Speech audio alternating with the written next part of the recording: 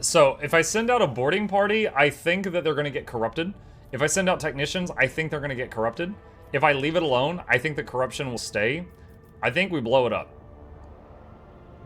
Bombard the vessel. Let the dead follow the dead. As you wish, Lord Captain. The power of our main battery should be enough to penetrate the glacier and evaporate the vessel completely. +5 dogmatic. Okie dokie. Alright.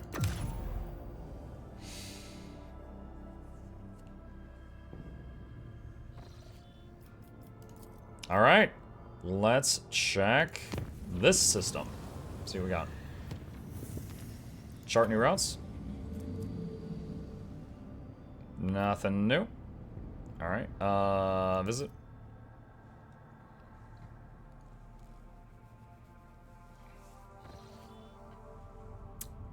It's an interesting system, all these rocks. Begin scan. Nothing. Go tap quick save. It's been a little bit since I last did that. Void ship remains. Lord Captain, the augurs cannot determine who the ship we approached belongs to, but the telemetry clearly reveals it is an Imperium vessel. The hull is badly damaged, but there is air in some of the chambers, which means they are hermetically sealed. What are your orders concerning the discovery? Send out the order to prepare my troops for boarding. I will personally take part in the exploratory expedition. Oh, this one's like a novel thing. Okay. Region, Cineris Maleficum. Location, Agathis Arcades. Material, extract from unofficial news sheet, window on the bridge, distributed on the middle decks, recorded by unknown. Note the veracity of the recounted events is questionable. We who walk down the same passageways in the same bays day after day, we who are born, live, and die to the hum of the ship's machines, we forever hunger for the smallest glimpse of another life and for a chance to see the heroes who tirelessly fight for us and for the glory of the Imperium.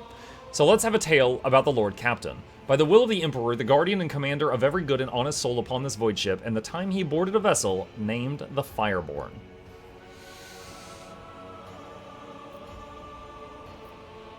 Tech use 100%.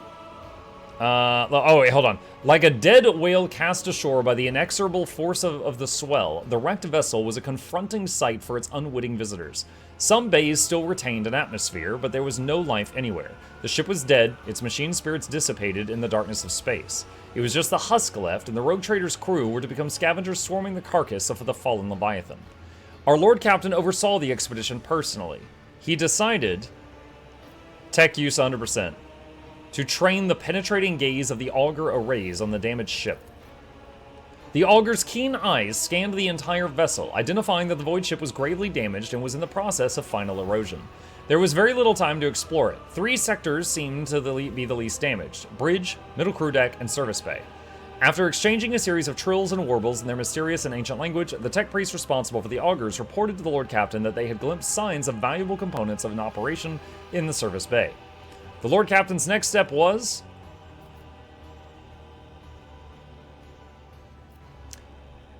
have Adira Tlass feel out a course. An unholy psyker she may be, but even souls as dark as hers submit to the Lord Captain's will. With hostile eyes upon her, Adira sank into a trance. When she resurfaced, she reported that the ship had been a victim of the warp. The bridge had suffered worst of all. It was the section that provoked the greatest anxiety and trepidation in the psyker. The service bay was the least damaged section, though Adira spoke of it with no particular interest. The Lord Captain's next step was to turn his attention to the scout units awaiting instruction. The Lord Captain had to decide which of the 3 teams he would lead and which 2 would be entrusted to their officers. Let here be known the names of those honest people who stood before our rogue trader in that moment. The taciturn and grave Yong Ho Son, whose word was as firm as his handshake. Captain Vesti, whose jokes will be remembered by everyone on decks 3 through 5. Captain Matina, the senior officer of the 3rd unit, known to many as Grey Matina, who had been leading units back when the current crop of scouts were snot-nosed kids. No one on deck was in any doubt that navigating inside the wrecked ship would be difficult. The units would be separated by kilometers of twisted metal, dead modules devoid of atmosphere, collapsed passageways, and hull breaches the size of a house. The only thing connecting the brave teams would be a delicate thread of a Vox link. And so, after weighing up the options, the Lord Captain chose to go with... Okay, so the bridge is the most dangerous. The service bay is the best loot. I feel like I should go with the group that's going to face the most danger because I can help them. And the team going to the service bay will get the most loot with hopefully less issue. That's my logic. Let's see. We're going to go with Young Ho Son and his unit who are heading for the bridge. From here on, we will relate the events based on what we have learned from witnesses, the people who accompanied the Lord Captain on the tour of the Dread ship. The shuttles started up one after another and dispersed, each heading for its selected target. An hour spent on cutting through the hole in the freezing vacuum of space, a fussy boarding, and then finally, the rogue trader stepped into the cold, dark deck of a dead ship. The light of the torches revealed a sign in the gloom: Fireborn. After a minute-long exchange with the Vox Master, who quickly checked the archives, it was established that this dead vessel was that of Captain Nova Van Dyne, registered at Kiava Gamma Port. Every minute spent on board threatened to end in disaster. The ship's days or even hours of existence were numbered. From all sides came the sounds of distant crumblings, the floor underfoot trembled every now and then. The Lord Captain hurriedly moved deeper into the compartment where he suddenly felt the slightest puff of air brush against his neck, followed by a soft sigh. Almost as if someone had leaned in close, opened their mouth to whisper a dark, tantalizing secret, and then fallen silent. The only thing that was that the Lord Captain stood entirely alone. 100% willpower. The Lord Captain summoned all of his willpower so as to not succumb to fear. Where simple mortals would already be trembling and weeping, the rogue trader only gritted his teeth. Shrieks and moans could be heard close by. Others were gripped by the illusion too. Young Ho Son, the unit captain, barked out orders. His team held back their comrades who had fallen victim to the uncanny terror and who were struggling to break free and run deeper into the cursed ship. A few minutes passed and the unit, though scared senseless, was ready to continue. Sound suddenly blared from the Vox, which was tuned to the second unit's frequency. The words were muffled, as though the person on the other end wasn't speaking directly into the Vox, but desperately pressing the transmit button while occupied with something else. Never seen anything like it. It's beautiful. Hold on. Wait, is it moving? The words are cut off by a strangled wheeze, followed by static. Young Ho Son listened to the transmission in the final rasp with a surprisingly calm expression, then pressed the Vox button and in a similarly calm voice let loose a stream of florid swearing, which centered on casting aspirations on his interlocutor's intellectual capabilities. Turning to the rogue trader, he remarked, "Apologies, Lord Captain. Captain Vesti from the second unit is well known for his pranks." "Crap, Lord Captain's with you?" comes Vesti's voice from the speakers, followed immediately by, "My sincere apologies, Your Lordship. I just wanted to spook the guys a little." The Lord Captain immediately informed Captain Vesti he would be severely disciplined upon the expedition's completion and demanded a report of his unit's activities. Captain Vesti reported that his unit's foray had so far proceeded without incident, mystical or otherwise. They had found no survivors from the ship's crew, or bodies for that matter. However, the unit had encountered a problem. The passage leading to the deck section with the arsenal and storage depot was seriously damaged, especially the power cables. Proceeding further could be dangerous. Logic 100%. After consulting his officers, the Lord Captain issued new orders for Vesti's unit. Vesti's unit headed off to carry out their orders while the rogue trader and his team continued on. After spending several hours wandering down the dead passageways, Young Ho Son's unit and the rogue trader reached the bridge of the Fireborn. The oppressive feeling had not dissipated. It was as though the bulkheads of the ship were steeped in the terror and pain of the people who had vanished without a trace from these decks. On their way here, the unit had found no signs of a struggle or bodies of the crew, and that served only to deepen their unease.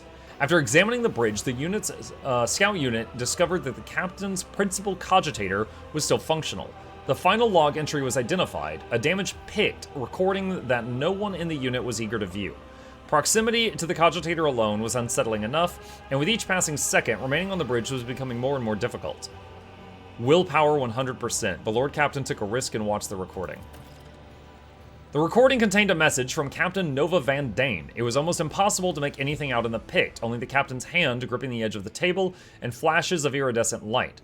The captain was speaking crisply, almost calmly, but there was also short, almost inaudible breaths, exactly what the rogue trader's team had encountered when they had first boarded the ship. And it was even seen that those sounds were coming not from the recording, but from the gloom-drenched corners of the bridge itself.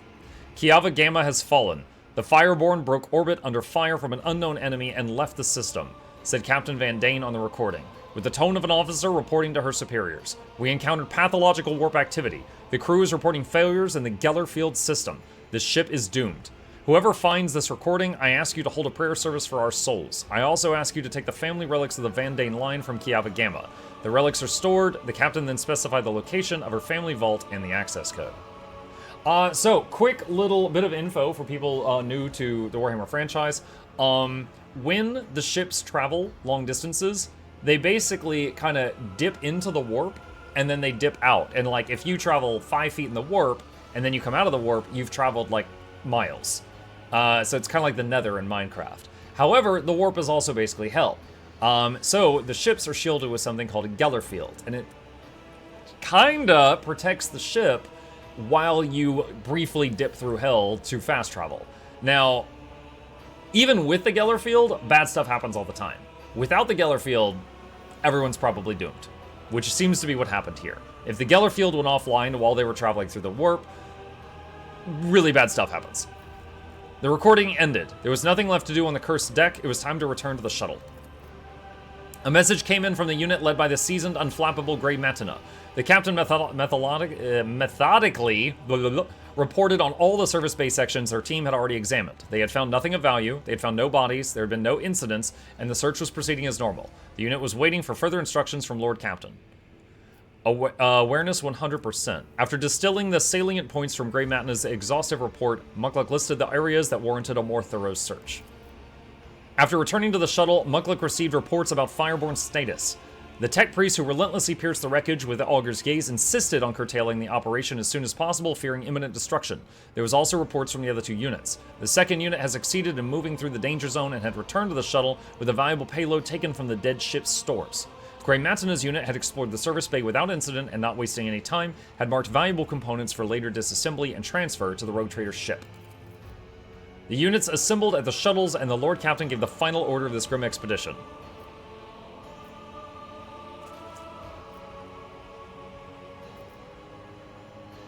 Honor the memory of Captain Nova Van Dane and her crew. The last request of the fallen captain had been fulfilled. The improvised funeral began with a brief military salute, and the Rogue Trader himself recited a prayer for the souls of the Fireborn. Just as any honest servant of the Emperor who has dedicated their life to voyaging through the darkness would honor their fellows and mourn their deaths. Time was up. The scouting party returned to the ship. With one last look at the Fireborn, the Rogue Trader gave the order to fire upon the dead vessel at range, for that which was born in fire should also perish in fire. There's clearly some warp crap stuck to the ship, so burn it. Okay. Alright, so we got some stuff. Alright,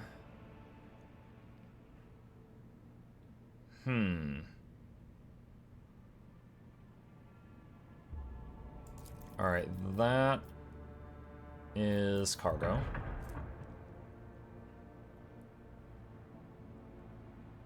Don't care about that.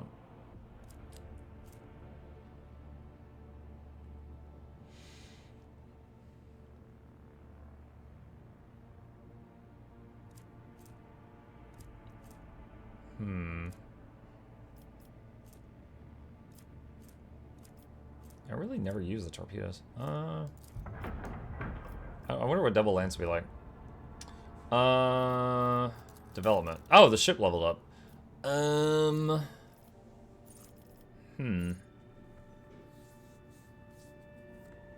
Reinforced shield? I think reinforced shields. Let's see, each attack craft launched from a torpedo tube, and each torpedo gained +1 hull integrity, improved ram, twice damage for each time traveled, onboard ECM. Torpedoes and attack craft gain 60% evasion against enemy attack craft attacks, and 20% evasion against other attacks. Rugged repair, repairing the void ship costs less scrap. Sanctified restart. Silent running.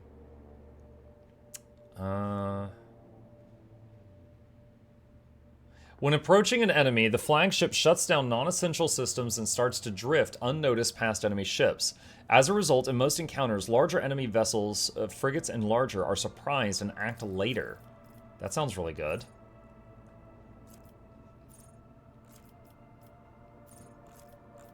I'm gonna take that, because we had a trouble with a fight earlier with a big bad ship. Let's see, all hands on deck. Korpusky chant. At the end of each turn, the most damaged sector of the flagship shield restores up to 50% of its strength. Duration 2 turns plus 1 round for every 20 points in the shield master's tech use skill. That's not bad. Imperium Storm. The flagship makes 7 attacks, each of which target a random enemy in an 8-cell range and do 8 to 14 warp damage. Kill these once per round. Duration plus 1 round for every 10 points of Warp Channeler's lore warp skill. That sounds really good too. Let's get Imperium Storm. And then we get another thing. Alright, the chant then. Okay. Alright. Double checking that I still have the best people for each job. And it's looking like we might make some slight changes here. Okay. Alright, alright, alright. I see the Charmon is not banned for winning the evening giveaway. Well, he didn't get the purple balls, at least. You know? So there's some things.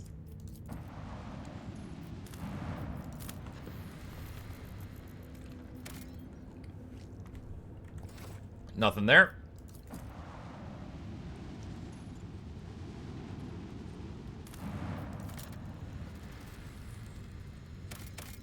What's this? The giant rings on this planet's surface can be observed even from orbit. Examine the rings. It has emerged that this planet has a native species of giant insect similar to Terran ants. Just like ants, they sometimes form so-called death spirals in which one creature follows another without realizing they're going in circles. These were the rings discovered by the ship's observers. The strange phenomenon that was originally suspected to be a sign of warp activity or a nefarious Xenos structure turned out to be a quirk of nature, and a tragic one at that. Just giant ants. Alright.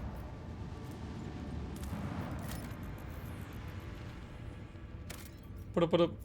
Provisions. Sure, we'll leave an extractium there. Hulk. The augurs have detected wreckage in the void ship's vicinity, but the exact nature of the wreckage remains unclear. Okay. Alright.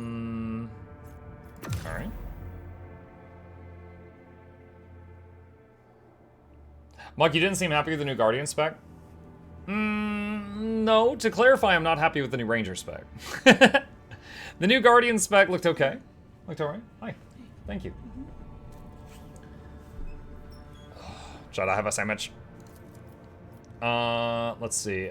Let's see, inventory, character, journal, void ship management, colony management. That's what I need. Yeah! Completed 1,000 face relics. Okay. What can we make now? What is this? Let's see. Touched by holiness. Indulgences for sale. Good tidings. Frequency of faith.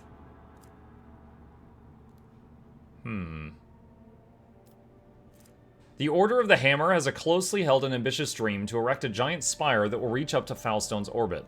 From there, a powerful Vox station will broadcast prayers and sermons to the entire planet, while the voice of an astropathic choir will carry the sacred words all across the Coronis expanse. The good tidings will be heard throughout the Vox spectrum, rallying the Imperium's subjects. I like these bonuses, so sure, you can build that. Alright, Janus has said, hey, or have some drugs. Okay, cannot build anything new here. Dargonis. Lord Captain, we've received a report from Dargonis. Some common folk from the now ruined Scipione 84249 have succumbed to the heresy of defiance.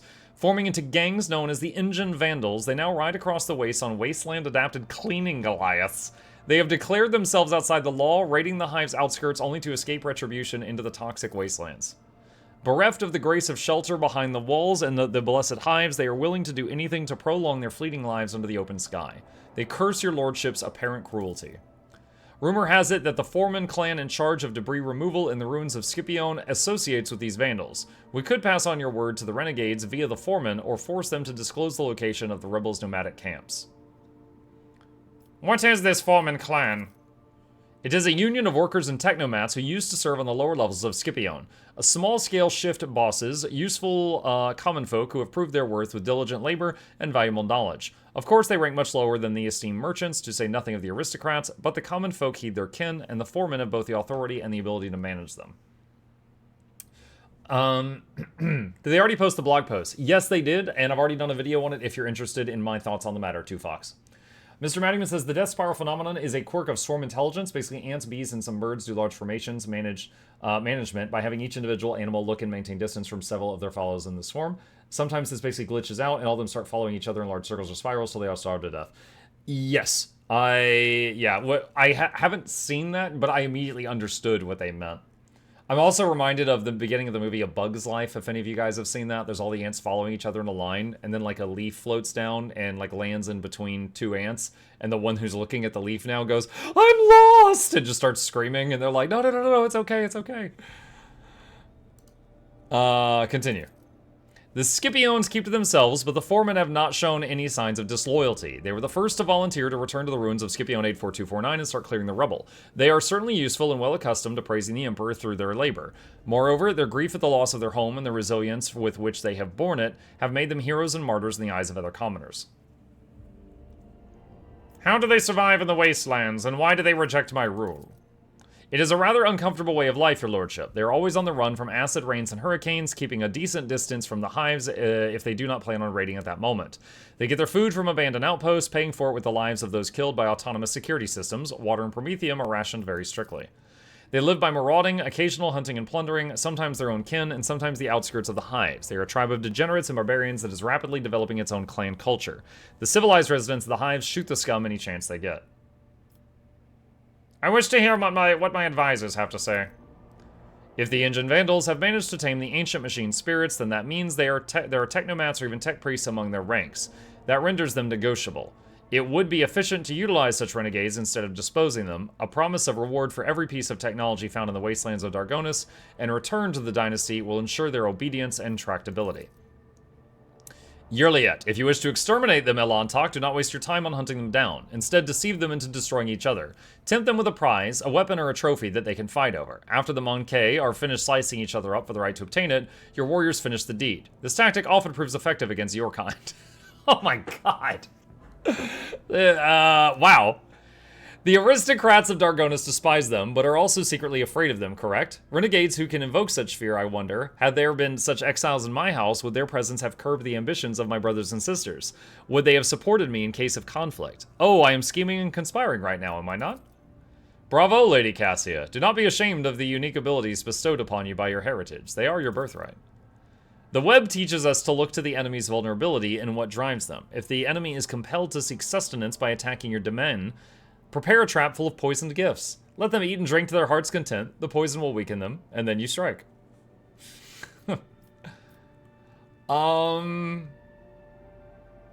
Why just kill them if we can put them to use? Pascal, draft a message to the Omniscient Renegades. Let them serve the acquisition of knowledge. May the lost be found yet again. Item receive, Wasteland Generator. This ancient component of a Dargonis fleet frigate was discovered in the waste by the Engine Vandals and presented to the rogue trader. Torpedo tubes can fire 5 short burning plasma torpedoes with 19 damage warheads. Colony reward gained, mechanisms. The tooltip is bugged. Profit factor lost 1. No. The former servants and serfs of the Omnissiah that are now a part of the Engine Vandals were glad to actively collaborate and redeem themselves in the eyes of the Deus Mechanicus. The common folk did not dare condemn this pact, fearing the menacing priest clad in scarlet. The hive raids have become a rare occurrence. Expeditions are returning from the wastelands with relics that were once lost to the vast plains. The Foreman clan then delivers these relics straight to the dynasty's coffers. Neat. Look at the bonuses first. Oh well. Okay, so we can pick a few upgrade options here. Guilds. Blocks Project Adeptus Arbites. Block Season of Wars. Minus profit plus complacency, efficiency, security, people. Adeptus Arbites requires more adamantine. Oh, Imperial Navy though. That's really good. Mukluk gains bloody under high, plus 5 melee damage, attacks opportunity. Might weigh on that, adamantine. What's the other stuff? According to the new doctrine, the disenfranchised will be servitorized or disposed of through hazardous work. What is disenfranchised? Is that just like homeless people? Genetic purges will be stopped. This world needs working hands. Alright, let's do rationality. Alright, Phoebo 6. Alright, we got two options here. Phoebo 6 needs new convicts. Various dangerous illiterates and idle thinkers could supplement the workforce. Enemy of knowledge. Phoebos needs new convicts. Purchasing foreign criminals is a potential solution to the problem. Plus 10% dodge against humans. -2 security. Punishment of outsiders. Cutthroat.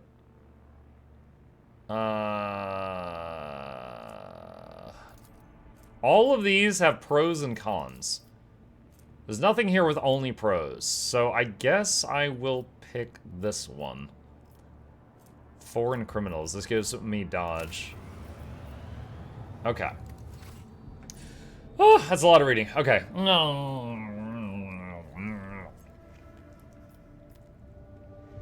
Sandwich.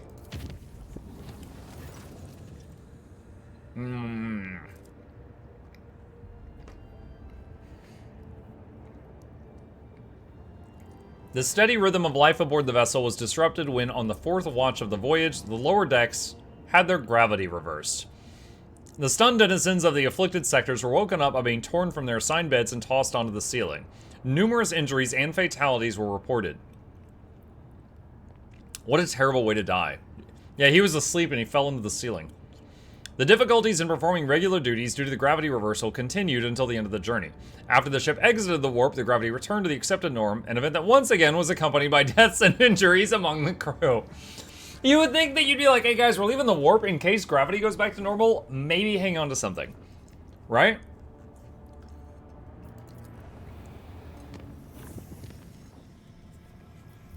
Alright.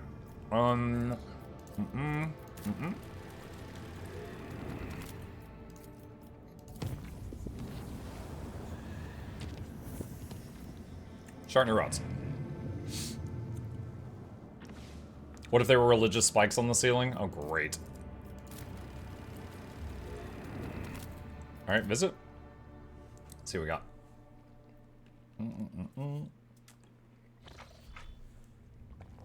Okay. Oh, I just realized my ship has a few scratches on it. Patch that up. Patch that up.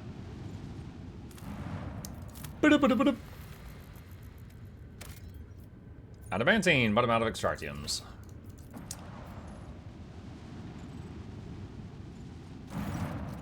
A ship that once traveled the galaxy is now suspended in the silent void like the gnawed carcass of a giant monster.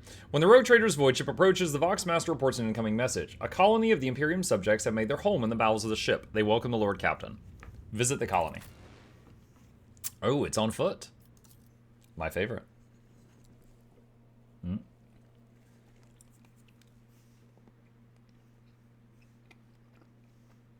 Didn't you get an extractium in that event earlier? Yeah, I used it on a planet with provisions. Alright, so we leveled up. Overseer.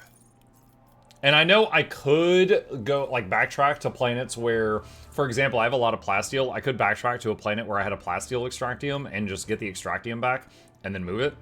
So it's kind of like on the mental to-do list if I need to.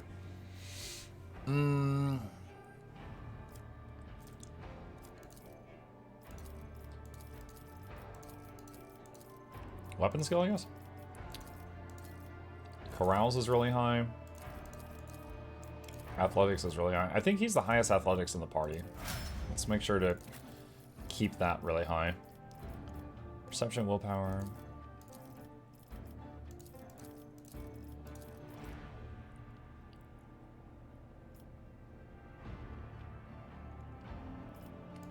Let's get her toughness, actually.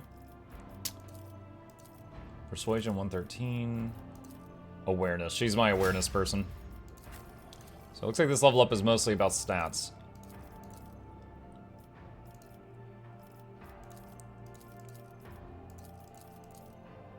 Demolition for her.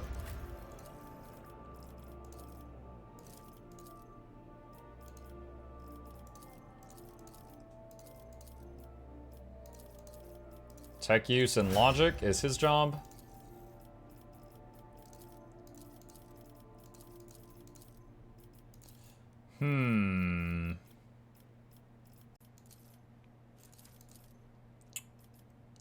I guess agility just so he takes his turns faster?